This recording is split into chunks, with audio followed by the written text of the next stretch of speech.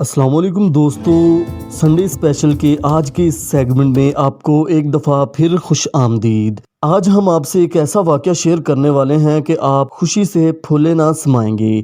आपको अपने मुसलमान होने पर फ़ख्र महसूस होगा। तो दोस्तों जल्दी से चैनल सब्सक्राइब कर लें ताकि हर आने वाली अच्छी और प्यारी वीडियोस आपको सबसे पहले मिल सकें। शुक्रिया।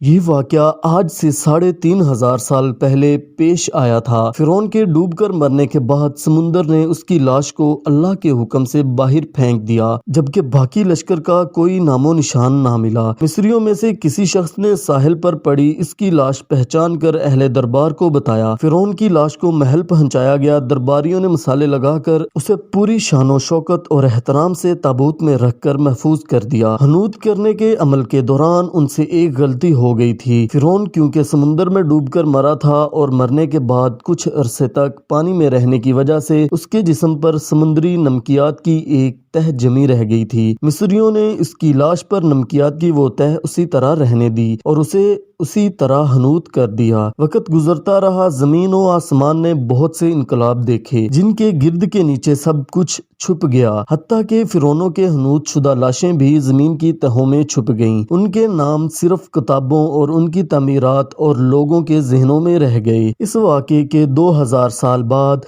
इस दुनिया में अल्लाह के आखिरी नबी हजरत मोहम्मद सल्लल्लाहु अलैहि वसल्लम तशरीफ लाए। उन पर नाज़िल होने वाली आखिरी किताब कुरान मजीद में फिरौनों के किस्से बड़ी तफसील के साथ बयान किए गए थे और इसी सिलसिले में उस फिरौन का जिस्म महफूज करने की बाबत आयत भी नाज़िल हुई थी, जिसकी सच्चाई पर सब अहले ईमान का पुख्ता यकीन तो था ही, लेकिन वो समझने से कासर थे कि इस खुदाई का दावा करने वाले की लाश कहाँ महफूज की गई और कैसे उसे इबरत का निशान बनाया गया था।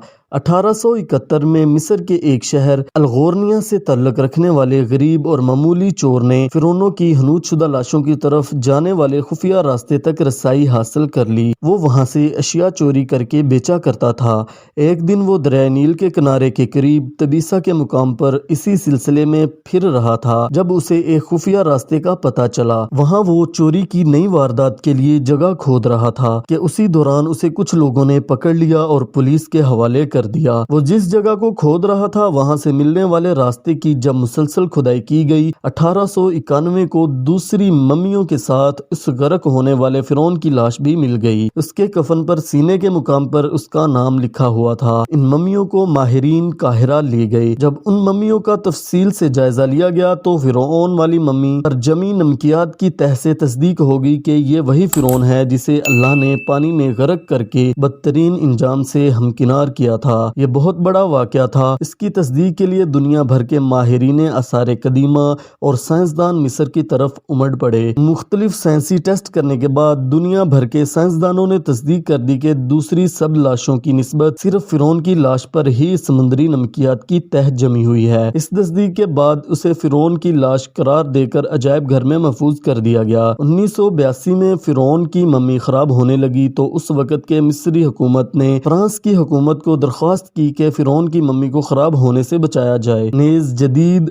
साइंसी ज़राए से उसकी मौत की वजह भी मालूम की जाए। चनांचा मिस्री और फ्रांसीसी हुकूमत ने मिलकर मम्मी को फ्रांस ले जाने का इंतजाम किया। जब फिरौन की लाश को फ्रांस पहुंचाया गया तो एयरपोर्ट पर उस दौर के फ्रांसीसी सदर बजाते खुद हुकूमत के आला ओहदेदारों, तमाम वुज़रा और फौज के अफसरान के साथ इस्तकबाल के लिए मौजूद थे। फिरौन की लाश का इस्तकबाल किसी अजीम जिंदा बादशाह की तरह किया गया। फौजी दस्तों ने सलामी दी। फिरौन की मम्मी को माहिर डॉक्टरों की टीम के हवाले किया गया। उस टीम की सरबराही डॉक्टर मोरस बोकाई ने की थी। माइक्रोस्कोपिक टेस्टों के जरिए मम्मी के तमाम अज़ा का बारीक बीनी से जायजा लिया गया तो मालूम हुआ कि उसकी लाश और जिस्म में समुद्री ज़र्रात अभी तक मौजूद हैं और मौत की वजह भी पानी में डूबने की वजह से हुई थी। एक बादशाह की मौत पानी में डूबने की वजह से हो یہ ڈاکٹر مورس کے لیے حیرت کی بات تھی۔ اس نے اس ممی کے بارے میں مزید جاننے کی کوشش کی تو اسے معلوم ہوا کہ اس بادشاہ کی موت کے حالات مسلمانوں کے نبی حضرت محمد صلی اللہ علیہ وسلم پر اتری کتاب قرآن پاک میں تفصیل سے درج ہیں۔ اسے علم تھا کہ جہاں سے یہ لاش ملی ہے وہ ایک اسلامی ملک ہے، چنانچہ تجسس کے ہاتھوں مجبور ہو کر وہ مصر پہنچا۔ وہ ایک سائنسدان تھا، اس نے اس معاملے میں مصر کے ہی ایک سائنسدان سے ملاقات کی۔ اس سائنسدان نے قرآن پاک کھول کر اسے سورہ یونس کی آیات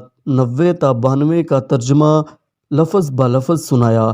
فرعون کا خدائی کا دعویٰ، اس کا پانی میں ڈوب کر مرنا اور پھر پانی سے نکال کر اس کی لاش کا حنوط ہو جانا اور پھر دوبارہ لاش کا ملنا اور پھر اس کی لاش کو جدید سائنسی دور میں دوبارہ محفوظ کیا جانا، سب کا اشارہ ایک جانب تھا اور بہت واضح تھا۔ اللہ تعالیٰ نے فرعون کو فرمایا تھا، تجھے بعد میں آنے والے لوگوں کے لیے میں عبرت کا نشان بنا دوں گا۔ فرعون کی لاش ایسے محفوظ کر کے دنیا کے سامنے لا کر رکھ دی گئی ہے کہ انٹرنیٹ کے ایک کلک پر، رسائل و جرائد پر، ٹی وی چینلز پر اور عجائب گھر میں اربوں انسانوں کی آنکھوں کے سامنے کریہ اور پچ کی قابل ترس حالت میں موجود ہے، عبرت کے لیے، سوچنے کے لیے کہ عبادت کے لائق اور ہمیشہ رہنے والا وہی ہے جو سب کا خالق اور رازق ہے۔ ڈاکٹر مورس نے آیت کا ترجمہ سنا تو اسی وقت پکار اٹھا، قرآن سچا ہے، کلمہ پڑھا اور مسلمان ہو گیا۔ آج کے لیے دوستو بس اتنا ہی۔ کروڑوں درود و سلام حضرت محمد صلی اللہ علیہ وسلم پہ، اہل بیت پر، امہات المؤمنین اور تمام صحابہ کرام رضوان اللہ علیہم اجمعین پر۔ اپنا خیال رکھیے گا، اپنے اس چینل کا بھی۔ اللہ حافظ۔